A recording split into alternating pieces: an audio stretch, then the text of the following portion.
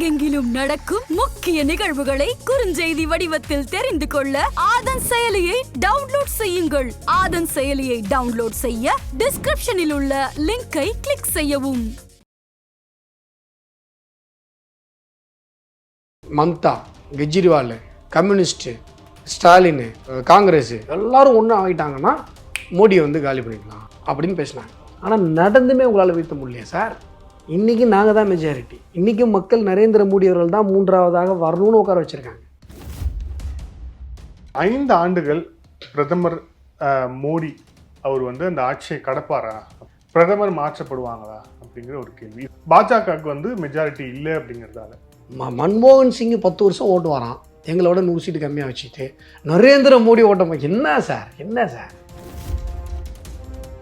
4வது முறை ஆட்சி அமைக்கும் பொழுது இப்போ 400ன்னு ஃபிக்ஸ் பண்ணார் நரேந்திர மோடிஜி. கூட்டணி என்டிஏவுக்கு 400 சொன்னார். 4வது முறை நரேந்திர மோடி பிரதமர் ஆகும்பொழுது 400 பிஜேபி சீட். ஆதரவு நேயர்களுக்கு அன்பு வணக்கம். இந்த சிறப்பு நேர்காணலில் நம்முடன் இணைந்திருக்கிறார் தமிழக பாஜகவின் மாநில செயலாளர் அஸ்வத்தாமன் அவர்கள். வணக்கம் சார். வணக்கம். இதில் இப்போ தேசிய அளவில் நம்ம பார்க்கும்போது ரிசல்ட்ஸில் குறிப்பாக நீங்கள் ஜாஸ்தியாக கிளைம் பண்ண விஷயம் ராமர் கோயில், அயோத்தியில் ராமர் கோயில் கட்டினது அப்படின்ட்டு. ஆனால் தேர்தல் முடிவுகளை பார்க்குறோம், அங்கே உத்தரப்பிரதேசத்தில் அதிகமான வாக்குகள் சரி, அதிகமான சீட் கன்வர்ஷனும் சரி செய்திருக்கக்கூடிய கட்சி சமாஜ்வாதி கட்சியாக இருக்குது. ஸோ ராமர் உங்களை கைவிட்டாரா? ராமர் கோயில் கட்டினது ஓட்டுக்காகவா? இல்லையா? இல்லை, அதான் பிஜேபி. ராமருக்கு நாங்கள் கோயில் கட்டினது அங்கே ராமர் அது பிறந்த இடம், அதனால கோயில் கட்டணும் சார். ராமர் கோயில் கட்டுறதுனால ஓட்டு வரும்னு சொன்னால் ராமர் கோயில் கட்டிட்டு திறந்துட்டு போகலாம் சார். அது ஏன் சார் 21 நாள் ஒருத்தர் 73 வயசானவர் ஏன் சார் 21 நாள் வெறும் இளநீ தண்ணி மட்டும் குடிச்சுன்னு பாயில் படுக்காமல் தரையில் படுக்கணும்? அதுக்கும் ஓட்டுக்கும் சம்மந்தமே இல்லையா சார்? ராமர் கோயிலில் ஓட்டு வரும் சார், ராமருக்கு கட்டினா ஓட்டு வரப்போகுது. 21 நாள் ஏன் சார் தரையில் படுக்கணும், இளநீ தண்ணி குடிக்கணும்? இல்லை சார், ஒரு அரசியல் கட்சியும் எலெக்ஷன் மேனிஃபெஸ்டோன்னு வெளியிடுவாங்கல்ல, எதுக்கு வெளியிடுறாங்க? மக்கள் அதை பார்த்துட்டு தங்களுக்கு ஓட்டு போட்டோம் தானே. எலெக்ஷன் மேனிஃபெஸ்டோவில் நீங்கள் ராமர் கோயில் கட்டணும்னு வச்சிங்க, அப்போ அது ஓட்டுக்கு தானே.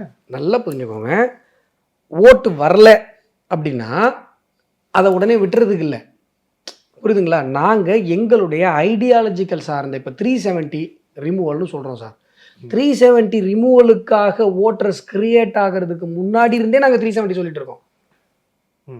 370 ரிமூவலுக்காக எங்களுக்கு பல ஓட்டு போனாலும் 370 ரிமூவல்னு நாங்கள் சொல்கிறோம் சார். அதை ரிமூவல்னு சொல்கிறதுல பல ஓட்டு எங்களுக்கு போகுது சார். ஏதோ ஒரு விதத்தில் பிரைன் வாஷ் பண்ணி ஓட்டை போக வைக்கிறாங்க. அதுக்காக நாங்கள் 370 ரிமூவலை விட்டோமா? அதுதான் பிஜேபி. இன்றைக்கி ராமர் கோவிலுக்காக ஒரு ஓட் பேங்க் கிரியேட் ஆகிருக்குன்னு நீங்கள் சொல்கிறேன்னு வைங்க. ராமர் கோவில்னு சொன்னால் ஓட் பேங்க் ஓட்டு வராதுன்னு சொன்ன காலத்துலையும் நாங்கள் ராமர் கோவில் சொல்லிட்டு தானே இருக்கோம். நாங்கள் ஓட்டுக்காக எங்கள் ஐடியாலஜிக்கல் அமீபா மாதிரி நாங்கள் ஷேப் மாற்றிக்கலையே. இன்றைக்கும் சொல்கிறேன் சார், 1 லட்ச ரூபான்னு காங்கிரஸ் சொன்னான் சார், 2 லட்ச ரூபான்னு நாங்கள் சொல்லிருந்தா எங்களுக்கு ஓட்டு போட்டுருக்க போகிறாங்க. நாங்கள் ஏன் சொல்லலை? அதுதான் பிஜேபி. இல்லை, ஒரு எலெக்ஷன் ஸ்பீச்சில் அந்த ஸ்பீச்லேயும் பிரைம் மினிஸ்டர் பாரத் மாதா கி ஜெய் சொல்லி முடிச்சதுக்கப்புறம் ஜெய் ஸ்ரீராம் சொல்லதுக்கப்புறம் தான் அவர் பிரச்சாரத்தை ஆரம்பிப்பார். எலெக்ஷன் ரிசல்ட் வந்த உடனே அவர் ஃபஸ்ட்டு ஸ்பீச்சில் பாரத் மாதா கி ஜெய் 3 வாட்டி சொல்லிட்டு அடுத்த வார்த்தை அவர் சொல்கிறது எல்லாம் ஜெயின்னு எல்லாரும் ஜெய் ஸ்ரீராம் சொல்ல போகிறாருன்னு பார்த்தா ஜெய் ஜெகநாத் அப்படின்னு ஆரம்பிக்கிறார். ஜெய் ஜெகநாத் ஜெய் ஜெகநாத்னு ஒடிசாவை குறிப்பிட்டு தான் சொல்கிறார். அப்போது அது ஜெய் ஸ்ரீராம் நமக்கு கை கொடுக்கல அப்படின்னு எடுத்துக்கலாமா? அதில் ஐயோ, நீங்கள் என்ன இப்படிலாம் நோட் பண்ணி இப்படிலாம் ஒரு கேள்வி கேட்குறீங்க? அதாவதுங்க, ஒரு விஷயம் நல்லா புரிஞ்சுக்கோங்க. இப்பயும் சொல்கிறேன், பாரத் மாதா கி ஜெயன்றது பிஜேபியோடைய கோஷம், சரிங்களா? நீங்கள் எத்தனையோ இடத்துல ஜெய் ஸ்ரீராம் சொல்லாமல் பாரத் மாதா கி ஜெய் சொல்லிவிட்டு வந்தே மாதரம் சொல்லிட்டு தான் நரேந்திர மோடியோடைய ஸ்பீச் இருக்கும். 100 ஸ்பீச் எடுத்திங்கன்னா ஒரு 4 ஸ்பீச் ஜெய் ஸ்ரீராம் சொல்லியிருப்பார். 96 ஸ்பீச் பாரத் மாதா கி ஜெய் இருக்கும், வந்தே மாதரம் இருக்கும்.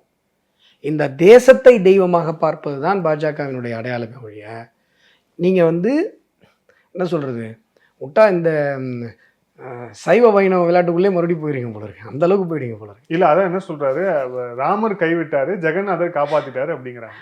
அதான் சொல்கிறேன் சார், நீங்கள் எல்லாமே இந்த மஞ்சள் கண்ணாடி போட்டவங்களுக்கு எல்லாம் மஞ்சளாக தெரியணும். எல்லாத்தையும் ஓட் பாலிடிக்ஸ்குள்ளேயே பார்த்து உங்களுக்கு இப்படிலாம் தோணுது.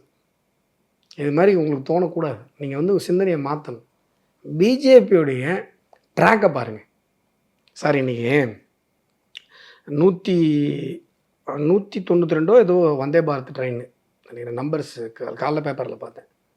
அவ்வளோ வந்தே பாரத் ட்ரெயின், நூற்றுக்கணக்கான ட்ரெயின் வச்சுக்கோங்க. நம்ம நாட்டில் ஷார்ட் ஸ்பேனில் இவ்வளவு ட்ராக்கில் கிட்டத்தட்ட கோடிக்கணக்கான கிலோமீட்டர்ஸ் ஓடிடுச்சு இப்போ வந்தே பாரத். 105% அதோடைய பயணியர்கள் இது. ஸோ ஒரு சீட்டு கூட வேக்கண்டாக போகல, மக்கள் அவ்வளோ தூரம் அந்த ட்ரெயினில் பயணிக்கிறாங்க. இப்போ இந்த வந்தே பாரத்னால ஓட்டு டிரான்ஸ்ஃபர் ஆயிருக்கா? இல்லை சார், வந்தே பாரத் ட்ரெயினால ஓட்டு டிரான்ஸ்ஃபர் ஆகல சார், நான் சொல்கிறேன் சார். சரி சார், ஸ்ட்ரெயிட்டான கேள்வி. அப்போ ஆனால் வந்தே பாரத் ட்ரெயின் எதுக்காக பண்ணோம்? யூபியில் இது மட்டும் sir please. Vande Bharat train எதுக்காக பண்ணோம்? அதான் சார் பிஜேபி. நாடு வளரணும் சார். நாடு வந்து லாஜிஸ்டிக்ஸ். வாஜ்பாய் 4 ரோடு போட்டார் சார். அவர் அவ்வளோ அழகாக அந்த தேசத்தை டெவலப் பண்ணார். அது இப்போல்லாம் பேசும்போதெல்லாம் சொன்னாங்க எக்ஸிட் போடல, அப்போ வந்து வாஜ்பாய் தான் திருப்பி வருவாருன்னு சொன்னாங்க. ஆனால் வரல. இந்த தேசத்தை வளர்ச்சியை மட்டுமே காட்டி இந்த தேசத்தில் ஆட்சியை பிடிக்க முடியாது, ஓட்டு வாங்க முடியாதுன்னு பிஜேபிக்கு வாஜ்பாய் பீரியட்லேயே தெரியும். ஆனால் நரேந்திர மோடி வந்து மறுபடியும் அதே தான் பண்ணார்.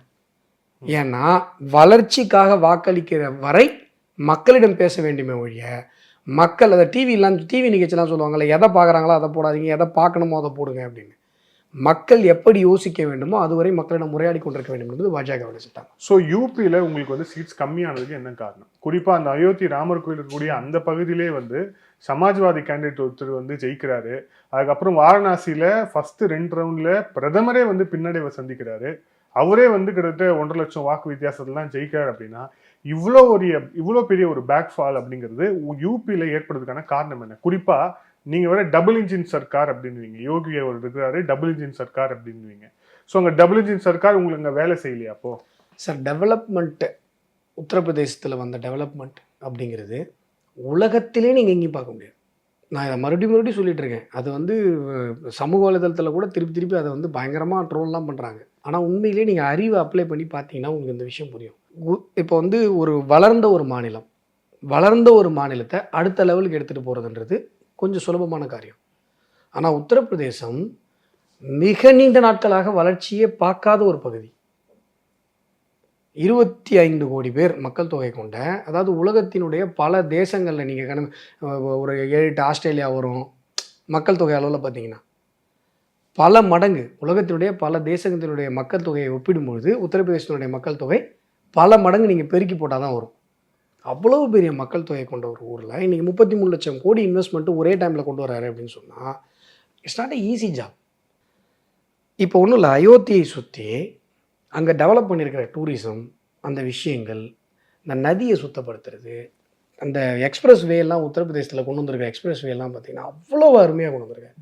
நீங்கள் வந்து அங்கே போயிட்டு நீங்கள் அந்த இலைப்பாருகிற ஹோட்டல்ஸ் இருக்குது பார்த்தீங்களா, அதுவே ஸ்டார் ரேஞ்சுக்கு இருக்குது. நீங்கள் பயணப்பட்டீங்கன்னா தெரியும். டெல்லியிலேருந்து நீங்கள் லக்னோ சாலையில் போய் பாருங்கள், உங்களுக்கே புரியும்.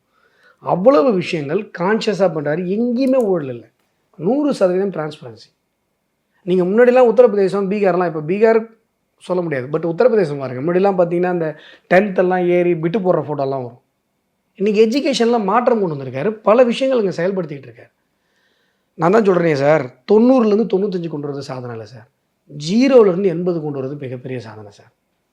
இல்லை, அந்த சாதனை அந்த மக்கள் பார்க்கலையா அப்படின்னு கேட்குறாங்க. அங்கே வந்து கம்யூனல் மேட்ரிக்ஸில் ஒரு சில விஷயங்கள் நம்ம தவற எடுத்துக்கிட்டோம். ஒப்பனா சொல்கிறேன். இப்போ சக்திராஜ் ராஜ்பூத்தில் ஒரு சில வருத்தங்கள் இருக்குது, அதை முன்னாடியே அறிஞ்சு சரி செய்திருக்கணும். யாதவர் சமூக மக்கள் அவங்கள்ட்ட ஒரு சில இது இருக்கா, அதை சரி பண்ணியிருக்கணும், அதெல்லாம் பண்ணியிருக்கணும். யோகி ஆதித்யநாத் அவருக்கு கொடுக்கப்பட வேண்டிய முக்கியத்துவம் கொடுக்கப்படலை. குறிப்பாக வந்து ஹோம் மினிஸ்டருக்கும் அவருக்கும் இடையிலேயே ஒரு பனிப்போர் இருந்தது. அவர் சொன்ன கேண்டிடேட் போல அவருக்கான முக்கியத்துவம் கொடுக்கல, அதனால அவர் சார்ந்த சமூகம் பாஜகவுக்கு வாக்களிக்கல அப்படிங்கிற ஒரு விமர்சனம் இருக்கு. சார் நான் என்ன சொல்கிறேன், கான்ஸ்பிரசி தியரிஸ் வந்து நீங்கள் 1000 சொல்லலாம் சார். நரேந்திர மோடி அவர்களுடைய இன்டர்வியூவில் உங்களுக்கு அடுத்த கட்ட தலைவர்கள் யார் அப்படின்னு சொல்லி கேட்கும்போது அவர் யாரை சொல்கிறாரு? யோகி ஆதித்யநாத் அவர்களை சொல்கிறாரு. அவர் வந்து உத்தரப்பிரதேசத்தில் பண்ணியிருக்க பல சாதனைகளை சொல்கிறாரு. எங்கள் மாநிலத்தில் ஒரு அண்ணாமலை அவர்களுடைய பேர் சொல்கிறார்.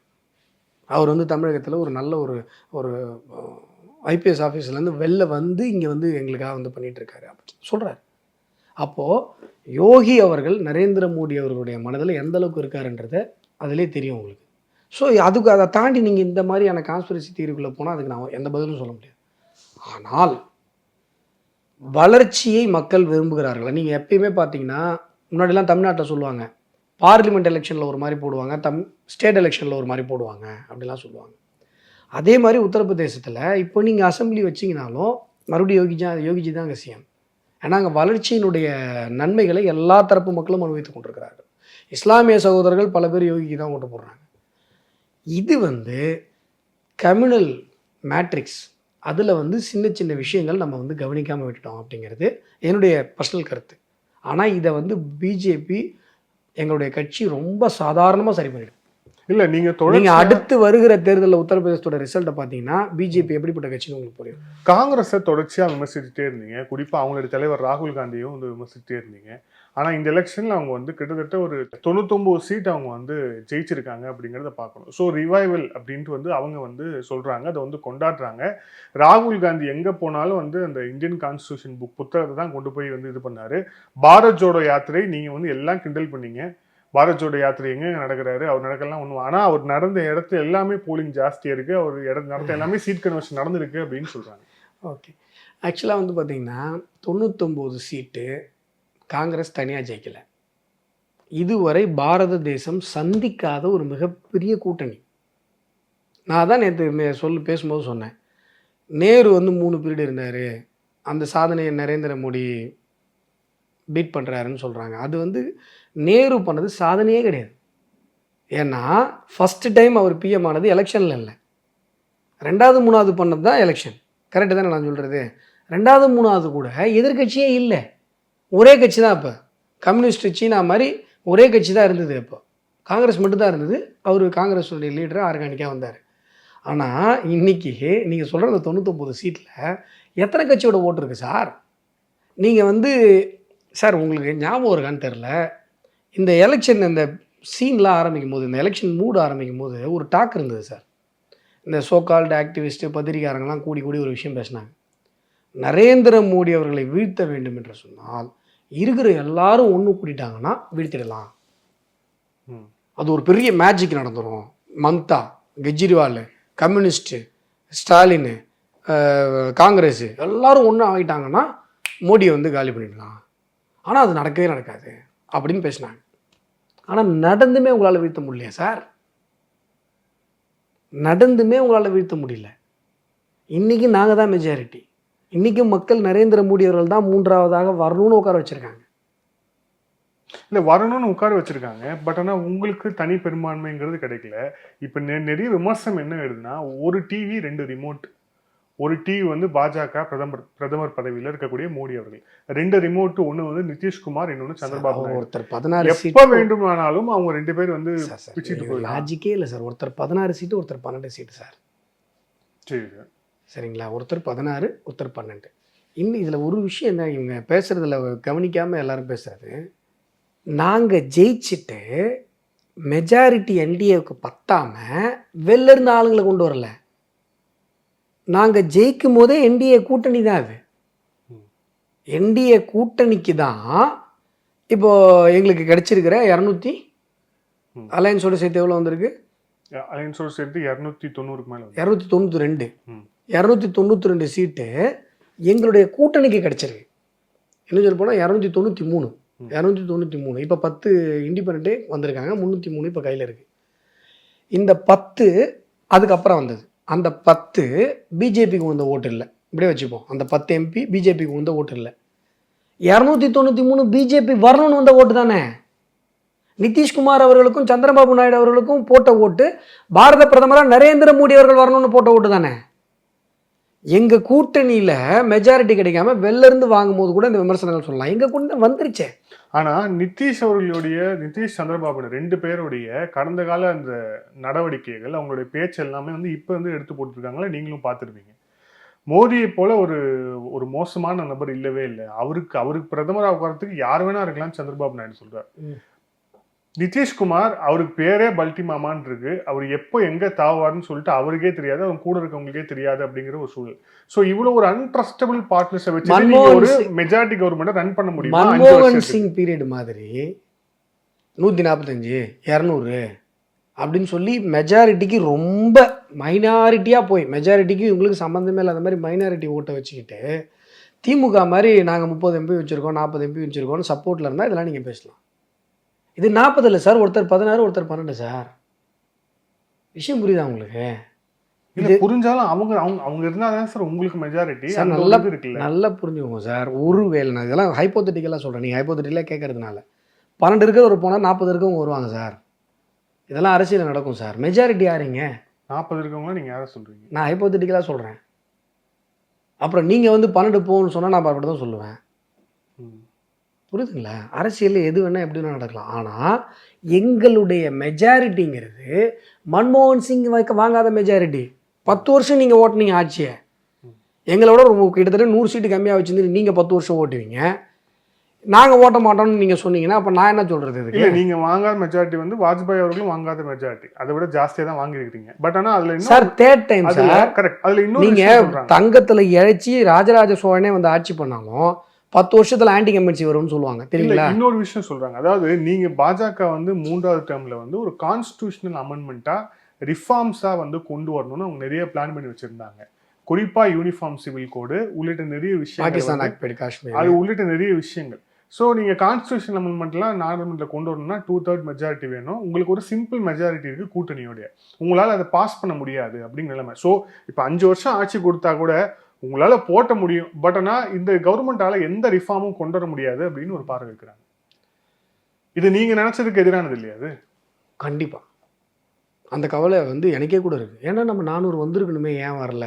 சின்ன சின்ன விஷயங்கள் நம்ம இன்னும் கூட சரி பண்ணியிருக்கலாம் அப்படின்றது கண்டிப்பாக இருக்குது. ஆனால் ஃபஸ்ட் டைம் நாங்கள் ஜெயித்தோம்ல சார் 2014 மிகப்பெரிய மெஜாரிட்டியில். அப்போ ராகுல் ஒரு விஷயம் சொன்னார், என்னங்க இந்த நாட்டையே நீங்கள் ஆட்சி பண்ண ஒரு கட்சி இன்றைக்கி 44 எம்பியில் சுருங்கிட்டீங்களே அப்படின்னு சொல்லி. 44 எம்பி நீங்கள் சாதாரணமாக நினைக்காதீங்க, பார்லிமெண்ட்டில் வந்து பாருங்கள் நாங்கள் என்ன பண்ணுறோம் அப்படின்னு சொன்னார். சொன்ன மாதிரியே பார்லிமெண்ட் செஷனை நடக்கவே விட மாட்டாங்க. 40 இருந்தப்பையும் சரி, 52 இருந்தப்பையும் சரி கரெக்டாக பண்ணுவாங்க, கத்துவாங்க. இங்கே நீங்கள் நம்ம இங்கேருந்து 40 பேர் போகிறாங்க பாருங்கள், 39+1 இதுங்க கரெக்டாக பண்ணுவாங்க, வெளில வருவாங்க. ஒவ்வொரு தடவையும் இல்லாத ஒரு பிரச்சனை எடுத்துகிட்டு வருவாங்க. இந்த 10 வருஷத்துல நாங்கள் மெஜாரிட்டியாக 303 சீட்டு பிஜேபி மட்டும் வச்சுருந்த லாஸ்ட் 5 இயர்ஸ்லேயே இந்த 80 எம்பிக்கள் என்ன பண்ணாங்கன்னு பாருங்கள். இந்த 90 எம்பிக்கள் என்ன பண்ணாங்க? ஒவ்வொரு தனியும் ஒரு பிரச்சனையை கொண்டு வருவாங்க சார். அந்த பார்லிமெண்ட் செஷன் முடிஞ்ச உடனே அந்த பிரச்சனையை பற்றி பேச மாட்டாங்க. அந்த அத்தானியை பற்றி ஒரு தடவை வந்து ஃபாரின் ஹிடன்பர்க் பத்திரிகை ஒன்று எழுதிச்சுன்னு சொல்லி ஒரு பார்லிமெண்ட் செஷனே நடக்கக்கூடாத பண்ணானுங்க. அதுக்கப்புறம் பார்த்தா அதை பற்றி பேசவே இல்லை. இன்றைக்கி கோர்ட்டே சொல்லிடுச்சு அது வந்து எந்த பிரச்சனையுமே இல்லை அப்படின்னு சொல்லிட்டு. ஒவ்வொரு தடவையும் பிரச்சனைகள் பார்லிமெண்ட் செஷன் அப்போ ஃபேப்ரிகேட் பண்ணப்படும். If it is a real problem, அந்த ப்ராப்ளத்தை நீங்கள் வந்து பார்லிமெண்ட் செஷனுக்கு அப்புறமும் பேசுவீங்க. நல்லா கவனிச்சு பாருங்கள், அந்த பிரச்சனையை அப்படியே மூடி வச்சுருவாங்க. செஷன் அப்போ மட்டும் தான் பேசுவாங்க. அப்போது இங்கே கேள்வி மக்கள் யோசிக்க வேண்டியது, மக்கள் மன்றத்தில் நம்ம கொண்டு போய் வைக்க வேண்டியது, ஏன் சார் நீங்கள் ஓட்டு போட்டு எம்பியாக ஒருத்தனை கொண்டு வர்றது அங்கே நடக்கிற ஆக்கப்பூர்வமான விஷயங்களை தடுக்கிறதா சார்? சார் ஒரு கவர்மெண்ட் இருக்குது, அந்த கவர்மெண்ட்டை நாங்கள் நல்ல திட்டங்களை கொண்டு வர விட மாட்டோம், பெரிய பெரிய மாற்றங்களை நாங்கள் கொண்டு வர மாட்டோம், வளர்ச்சி திட்டங்கள் ஏதாவது ஒரு பெரிய சட்டங்கள் கொண்டு வரணும்னா அவங்களுக்கு நாங்கள் வந்து தடையாக இருப்போம். அதுக்காக சார் மக்கள் உங்களை அனுப்புகிறாங்க. நீங்கள் வந்து இப்போ 38 பேர் இருந்தாங்க சார் 5 வருஷமாக, ஏதாவது உருப்படியாக பண்ணாங்கன்னு சொல்லுங்க பார்ப்போம். இப்போ போகிற 39 பேர் ஏதாவது உருப்படியாக பண்ணுவாங்கன்னு சொல்லுங்க பார்ப்போம். இந்த மீம்ஸில் போடுற மாதிரி போய் கேண்டீனில் போய் முந்திரி பக்கோடா சாப்பிடுவாங்க, ரேட்டு கம்மி, அங்கே போய் நல்லா சாப்பிட்டு வருவாங்க. வேறு என்ன இங்கே உங்களால் என்ன யூஸ் இந்த மக்களுக்கு?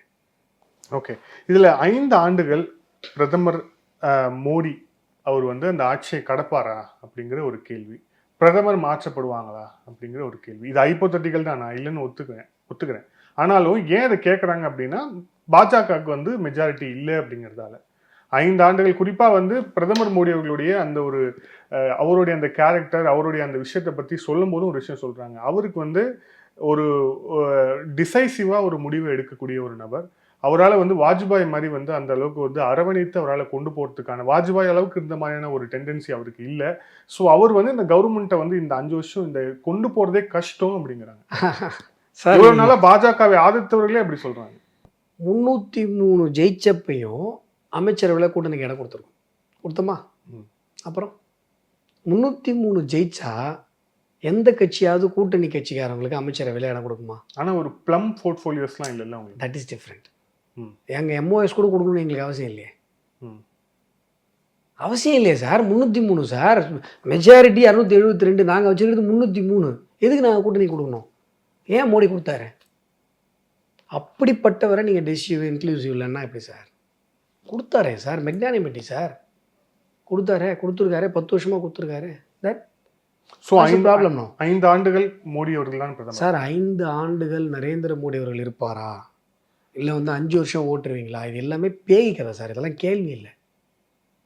மன்மோகன் சிங் 10 வருஷம் ஓட்டுவாராம், எங்களோட 100 சீட்டு கம்மியாக வச்சுட்டு. நரேந்திர மோடி ஓட்டம் என்ன சார்? இப்போயே எங்களுடைய மெஜாரிட்டி என்ன சார்? நாங்கள் மெஜாரிட்டிக்கு கிட்டத்தில் இருக்கோம்.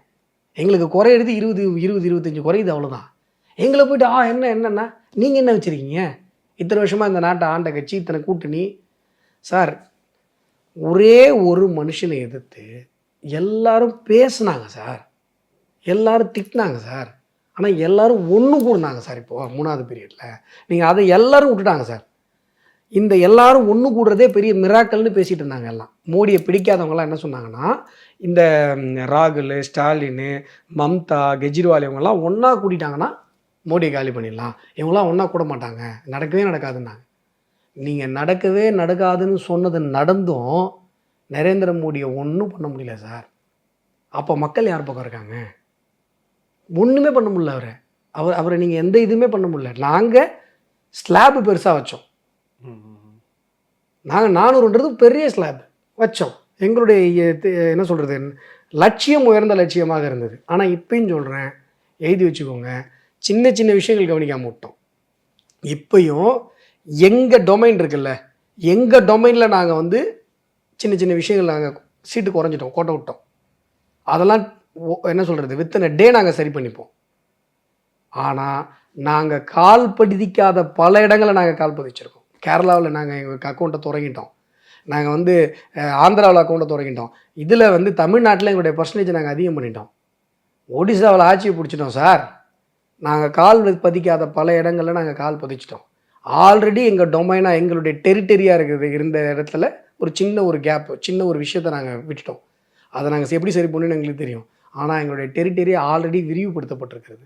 4வது முறை ஆட்சி அமைக்கும் பொழுது இப்போ 400ன்னு ஃபிக்ஸ் பண்ணார் நரேந்திர மோடிஜி. கூட்டணி என்டிஏவுக்கு 400 சொன்னார். 4வது முறை நரேந்திர மோடி பிரதமர் ஆகும்பொழுது 400 பிஜேபி சீட் இருக்கும். நன்றி சார். பல்வேறு கேள்வி. Thank you sir. Thank you so much.